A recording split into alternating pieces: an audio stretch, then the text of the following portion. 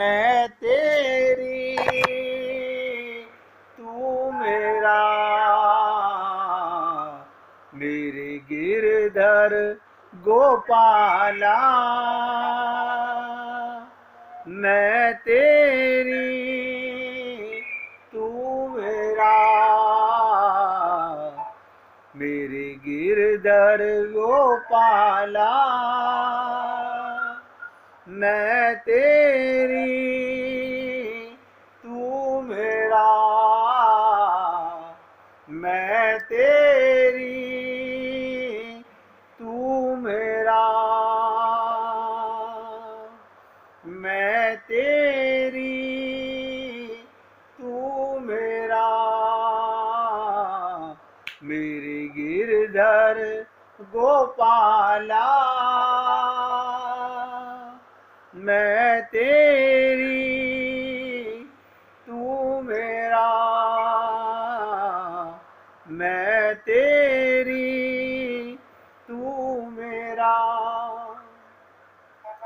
बहुत ध्यान से समझिएगा, शंकर भगवान पूर्ण हैं, जिन्होंने काम को भस्म कर दिया हो। सोच के देखो, जिन्होंने काम को भस्म कर दिया हो, उनके मन में भगवान की लीला सुनाने की लालसा होती है, बांटने की इच्छा होती है। और जगत जननी पार्वती के मन में सुनने की लालसा होती है। संत वही हमें हृदय का प्रेम दे सकता है जब हमें लेने की इच्छा हो, लेने की इच्छा हो। भगवान शंकर कैलाश को छोड़कर यशोदा जी के पास आ जाते हैं। बताइए, कैलाश पर्वत से छोड़कर यशोदा जी के पास आ जाते हैं। अब प्रार्थना करते हैं कि मैया एक बार अपने लाला का मुख तो दिखा दे। तब वे सती जी के साथ कैलाश जा रहे थे। तभी मार्ग में भगवान राम का दर्शन करके उनकी विचित्र दशा हो गई। देखिएगा, यानी कृष्ण का दर्शन पाने के लिए अपना कैलाश छोड़ आए, और सती के साथ जब कैलाश जा रहे थे तो मार्ग में भगवान राम का दर्शन करके उनकी विचित्र दशा हो गई। यहीं से तो सती का त्याग हुआ। सती सो दशा शंभु कई देखी, उर उपजा संदेह विशेषी। ये क्या हो गया इनको? सती के मन में आया, मेरे पति को अचानक ये पागलपने का दौरा कैसे पड़ गया? वे क्या हो गया इनको? क्या दौरा पड़ गया? एक वनवासी को देखकर, पेड़ों से चिपटते पुरुष को देखकर हाथ जोड़कर नमस्कार कर रहे हैं। सती सो दशा शंभु कही देखी, उर उपजा संदेह विशेषी। शंकर जगत बंधे जगदीशा, सुर नर मुनि सब नावत शीशा। तिन नृप सुतई कीन प्रणामा, कही सच्चिदानंद परम धामा। भय मगन छिविता सुबिलो की, अजऊ प्रीति उर रही न रोकी। इस प्रकार सनकादिक, जनक, शंकर आदि भी भगवान की तरफ खिंच जाते हैं। इस खिंचाव का नाम ही प्रेम है। आप सोच के देखो, अभी हम प्रेम से परिचित नहीं हैं। मैं सत्य बोल रहा हूं, अभी हम लोग प्रेम से बिल्कुल परिचित नहीं हैं। जिसे आप प्रेम समझ रहे हो, वो प्रेम कहाँ है? प्रेम का मतलब तो 24 घंटे प्रीतम के साथ रहना।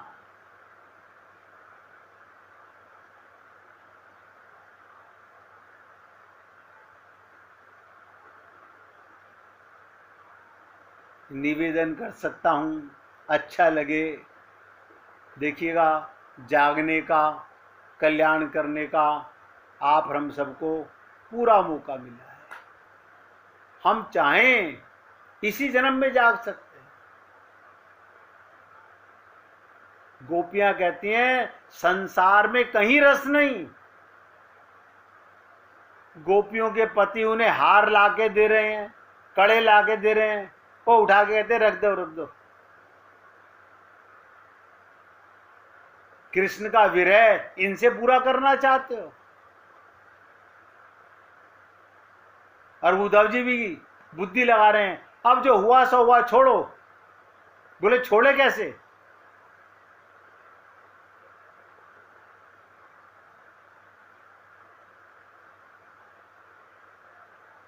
सोचने की शक्ति ना रह जाए, उसका नाम मोह होता है।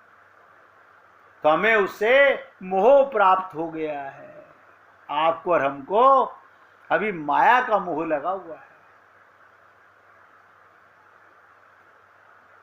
माया मन की मोहिनी, माया ने हमारे मन को मोह रखा है। और आप और हम सब लोग इस मोह के जंजाल में ऐसे जकड़ चुके हैं, निकलना नहीं चाहते। आप सोचिए, ये मोह का मकड़ जाल, हम निकलना नहीं चाहते।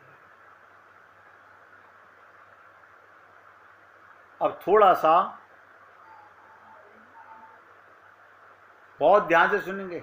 एक बार यहां से दृष्टि को हटाकर, अपने मन को, ध्यान को हटाकर भगवान के उस रूप में ले चलो जहां मोह या मोहिनी बन गए भगवान। मोहन से बना मोहिनी, ध्यान से सुनो, मोहन से बना मोहिनी और मोह से बना मोहिनी। मोहन बना मोहिनी, उसने देवताओं को सुधा पान कराया।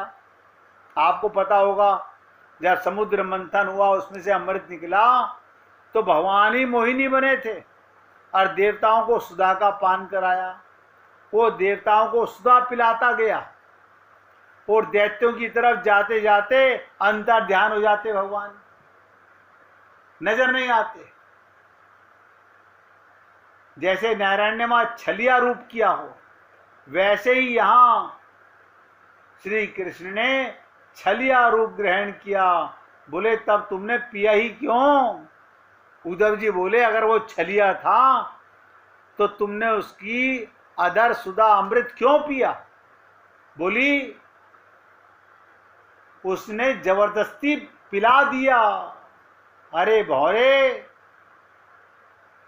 जैसे तुम मालती को छोड़कर चले जाते हो, जैसे देवताओं को छोड़कर मोहिनी रूप धारण करने वाले वो छलिया नारायण चला गया, वैसे ही कृष्ण भी हमको छोड़कर चला गया। अब देखो यहां क्या कहते हैं, मालती के फूल में कोई दोष नहीं होता, वो पुराना नहीं पड़ता, मुरझाता नहीं। दोष तो भौरे का है, वो मालती को छोड़कर चला जाता है। तो भ्रमर जैसा तुम्हारा स्वभाव वैसा ही कृष्ण का स्वभाव, और वो हमको छोड़कर चला गया। एक बात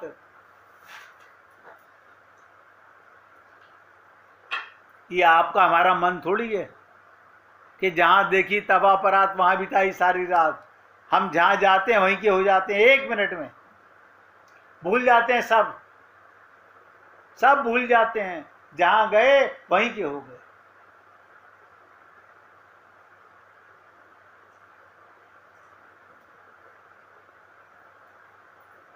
अब भौरा फिर गुनगुनाया, गोपी का ये ध्यान आया, ये सब कुछ कह रहा है क्या?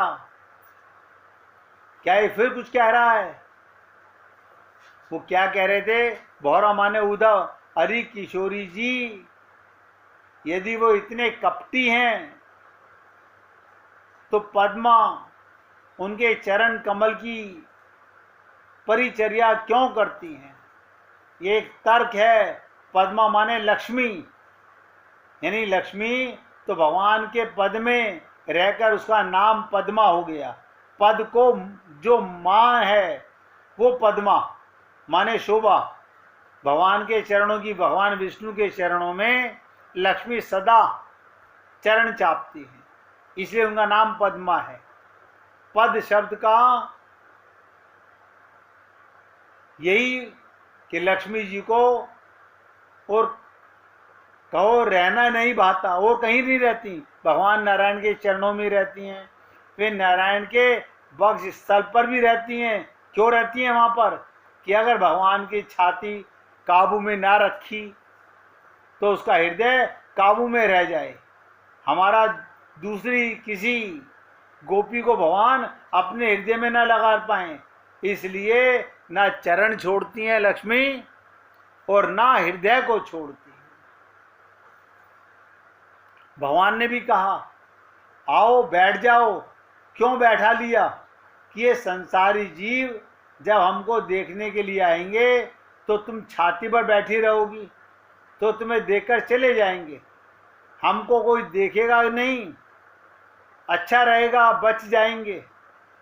अब जब लक्ष्मी जी वृंदावन आई तो ध्यान से सुनिएगा, वही लक्ष्मी जो बैकुंठ में भगवान के चरण और भगवान का हृदय नहीं छोड़ती, वही जब वृंदावन में आई तो देखो यहाँ की तो एक एक गोपी ऐसी कि सैकड़ों लक्ष्मियां उस पर निछावर कर दी जाए। आप सोच के देखिएगा, एक एक गोपी ऐसी जिसपे सैकड़ों लक्ष्मियां बार कर दी जाएं श्री कृष्ण की छाती पर चढ़ने की, तो उनकी हिम्मत ही नहीं पड़ी। उन्होंने सोचा कि यहाँ रहूंगी बराबर, श्री कृष्ण के चरणारविंद में धूल में मुझे निवास मिलेगा।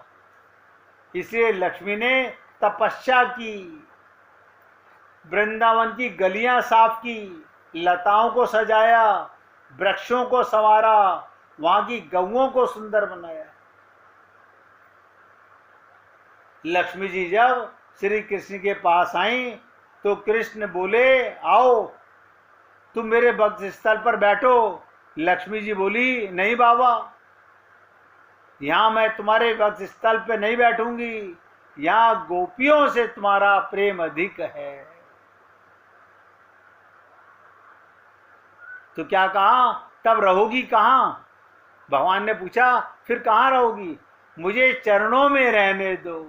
बोले नहीं नहीं, बहुत बहुत भक्त आते हैं लक्ष्मी, चरणों में प्रणाम करते हैं, भीड़ भाड़ बनी रहती है, सिर पर तुलसी हर समय चढ़ती रहती है, वहां तुमको संतोष नहीं होगा। बोली मैं रहूंगी भीड़ में, सबके साथ रह लूंगी, पर रहूंगी आपके चरणों में। तब से लक्ष्मी जी भगवान के पद में निवास करती हैं।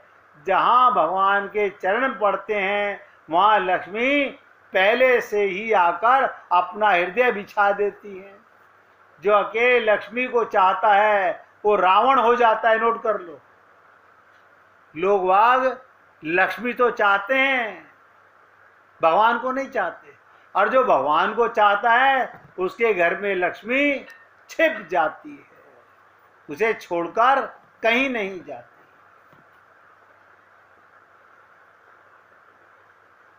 थोड़ा सा और मन को एकाग्र करने के लिए समझ लीजिए, संसार में गुरु के दो तरह के शिष्य होते हैं। लक्ष्मी का प्रसंग तो सुन लिया आपने। शिष्य दो तरह के होते हैं। पहला गुरु के परायण,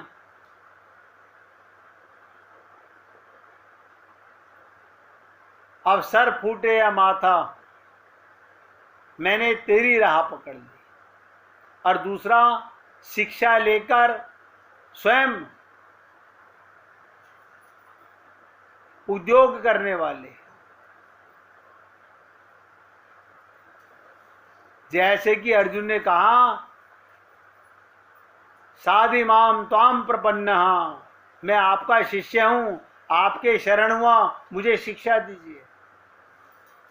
वो कहते हैं वासुदेव सर्वम का साधन बड़ा सुगम है, केवल अपना भाव बदलना है। परमात्मा की जगह ही ये संसार दिख रहा है। संसार में नहीं, मुख्य है नास्तो विद्यते भावा।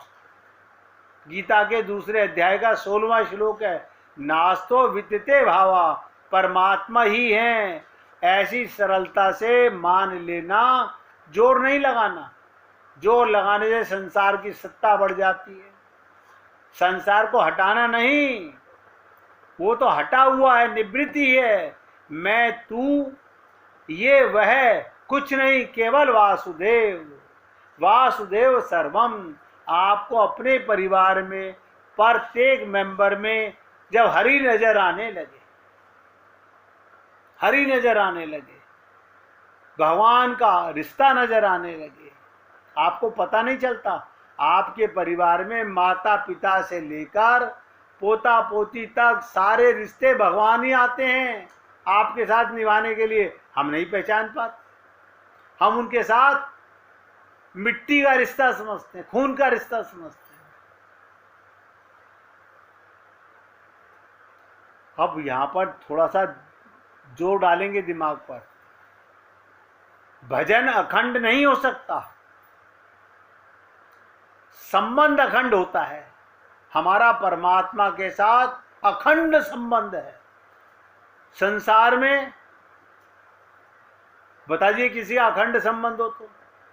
इसलिए आप मैं भगवान का हूं, इस प्रकार अपना अहम बदल दो, अर्थात भगवान के साथ संबंध जोड़कर एक जाति के हो जाएं तो जल्दी सिद्धि हो जाएगी।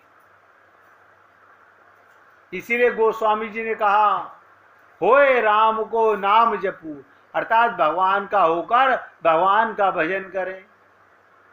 जैसे बालक माँ का होकर माँ को पुकारता है तो माँ को सब काम छोड़कर आना पड़ता है, ऐसे ही भगवान का होकर जो भगवान को पुकारो तो भगवान को आना पड़ता है।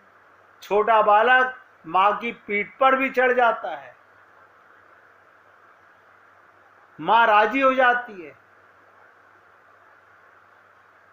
बालक ने माँ को क्या दे दिया, पर माँ होने के कारण बालक की हर एक चेष्टा माँ को प्रसन्न करती है। ऐसे ही आप भगवान के हो जाओ तो आपकी सारी चेष्टाएं भगवान को प्रसन्न करने लगेंगी। बाकी की चर्चा कल करेंगे। अब आप भजन सुनिए गुड्डी जी से।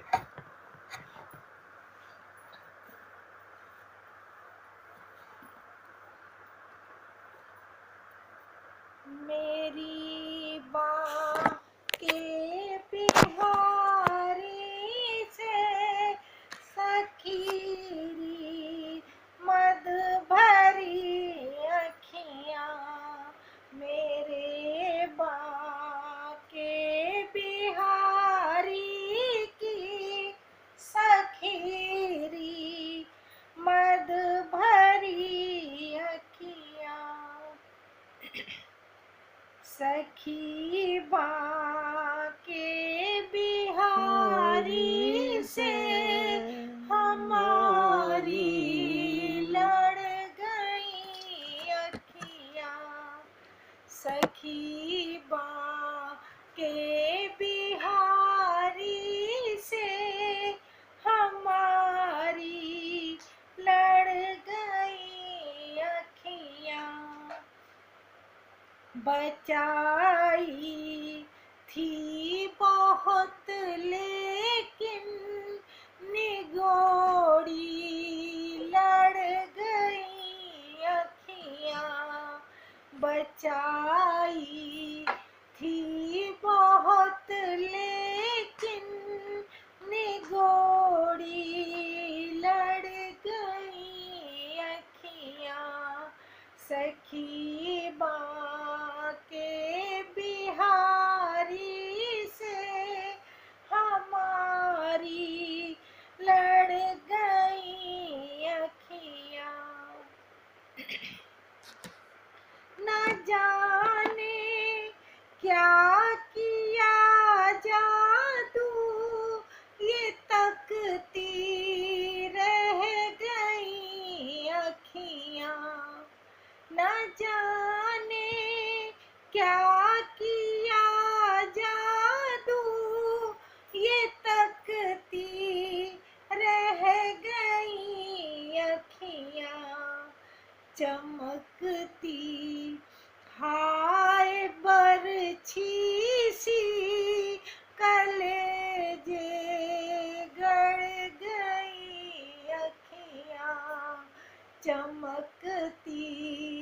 हाय बरछी सी कलेजे गड़ गई अखियाँ निगोड़ी लड़ गई अखियाँ सखी के बिहारी से हमारी लड़ गई अखियाँ। चाहूं दिश रत्स भरी चितवन मेरी आँखों में लाते हो। चाहूं दिश रस भरी चितवन मेरी आँखों में लाते हो। कहो कैसे कहा जाए ये पीछे पड़ गई अखियाँ।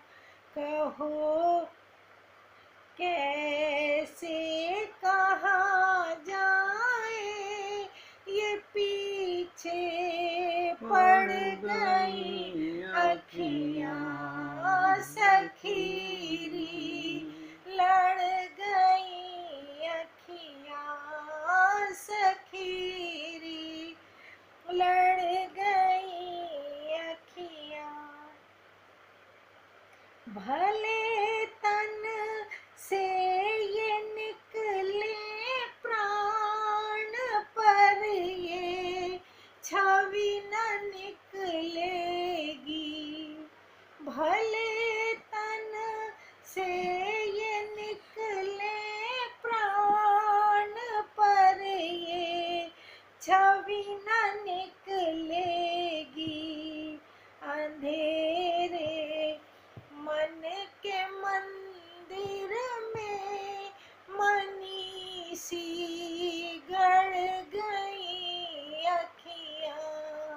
अंधेरे मन के मंदिर में मणि सी गड़ गई अखियाँ निगोड़ी लड़ गई अखियाँ सखी के बिहारी से हमारी लड़ गई अखियाँ। बचाई थी बहुत लेकिन निगोड़ी लड़ गई अखियाँ निगोड़ी लड़ गई अखियाँ। बोलिए वृंदावन बिहारी लाल की जय जय श्री राधे जय जय श्री राधे। बोलिए लाल जी का मंगल हो सभी भक्तों का मंगल हो। सबको राधे राधे भैया सबको राधे राधे जी राधे राधे जी राधे राधे सबको राधे राधे जी राधे राधे राधे राधे भैया राधे राधे राधे राधे